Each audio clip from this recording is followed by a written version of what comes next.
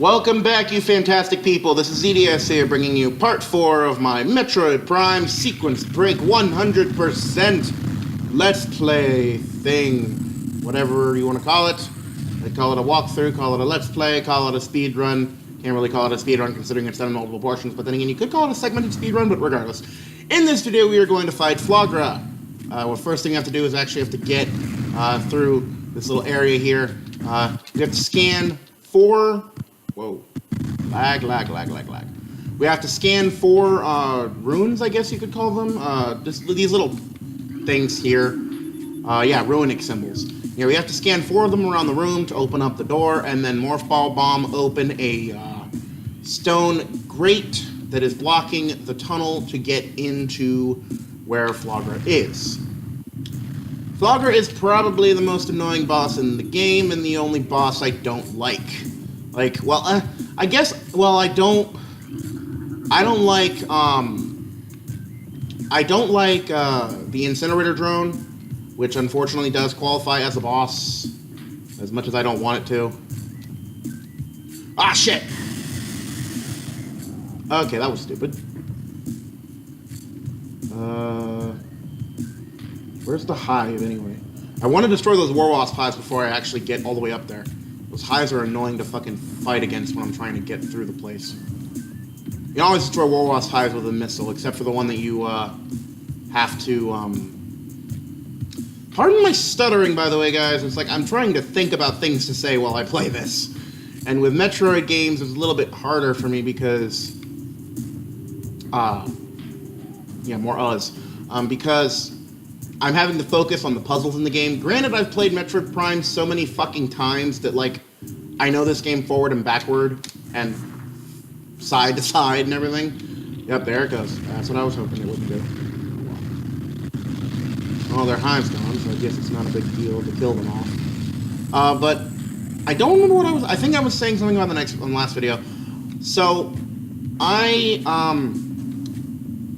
video quality with my Pinnacle Studios has been screwing up for about 1.5 years, maybe 2. I don't remember exactly what the first video I produced that actually did that was. I think it was like my Fire Red Legendary captures on my main channel. It might have been that. I'm not sure. I don't remember. But, you know, I don't know why it's doing it. It's a complete mystery to me, and it's nothing I can prevent, unfortunately. Wish I could, but, you know, I guess it's just, you know, that's kind of my editing software signaling me to get a new one and upgrade after I've been using the same video software for 4 years. Video software is usually update every year, so, you know, kind of like fucking... Whoa, I didn't know I could jump off that thing. Cool. Okay, so, you know, they update pretty much every fucking year, so open the door. Thank you. Flaahgra is really easy to defeat. All you have to do is knock the solar panels into an upright position, and he will fall over, and then you morph ball into the tunnels and bomb each of the 4 tunnels. The point I don't like about this is that you can't actually damage Flaahgra any other way, and I don't like bosses that I can't damage just by using my normal attacks. Technically speaking, I am using a normal attack by using the Morph Ball Bombs, but I'm using Morph Ball Bomb slaps underneath the roots of this motherfucker to actually set him on fire. And don't know why exactly he shrinks and then grows again. That's a little weird.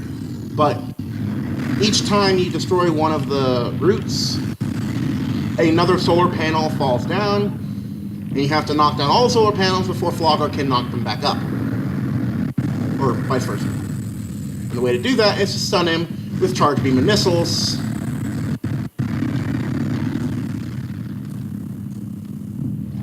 Which is annoying, and this lag doesn't help me any.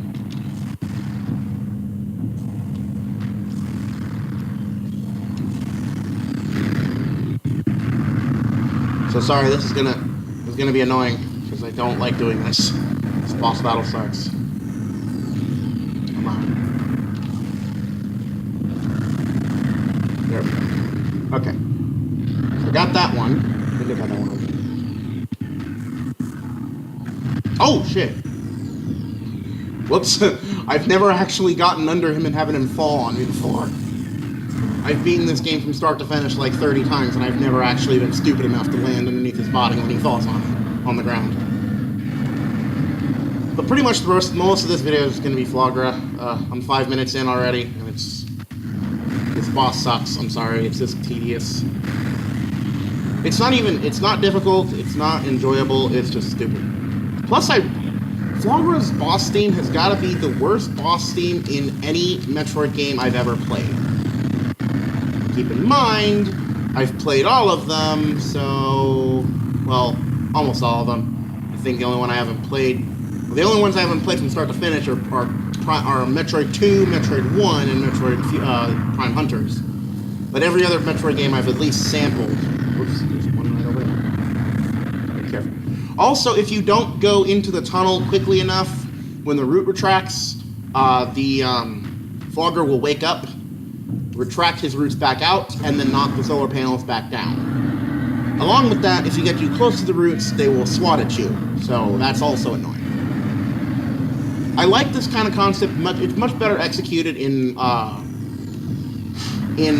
Prime 2 with Amorbis, which is kind of a similar construct where you stun him with weapons and then you destroy him with morph ball bombs. But in Amorbis' case, not only is it more challenging because you're dealing with constant damage from the Dark Aether atmosphere, you're also dealing with he also takes a lot more damage. I mean, technically. You usually have to kill him with a charged light beam shot. And you can actually damage him, sort of, without, with your actual weapons. You don't have to frickin'... I mean, you can still stun Flaahgra and Amorbis, so I guess technically they're the same. But in the case of Amorbis, you don't have to activate specific items inside the battlefield to actually damage him. You have to just destroy his casing, and then turn into a morph ball, and then get inside his mouth, and then bomb the inside of his mouth. So it's a lot easier that way. Sort of. Well, it's more enjoyable is what I'm getting at here. Either way, Flaahgra's not hard at all. I mean, even with all the lag I was experiencing, he's still not a difficult boss. I don't like that I can't skip these cutscenes sometimes, though. I like in Prime 2 where you can skip pretty much all cutscenes after you've played the game once. And get used to the sight of that flower. We will be returning here, but we won't be returning here until after we get the spider ball, so... we have to get one of the artifacts in here, which are fun. The artifacts are pretty much the main aspect that people bitch about with this game. The Geek Critique, one of the YouTubers I follow, he also bitched about it in his Metroid Prime review. That's why I didn't like his review. Well, whatever. His opinions are different from mine, of course. I don't consider Metroid Prime a masterpiece. Nowhere. No close. No game is a masterpiece, okay? A masterpiece of a game is... to me, masterpiece is more of a objective term than a subjective one.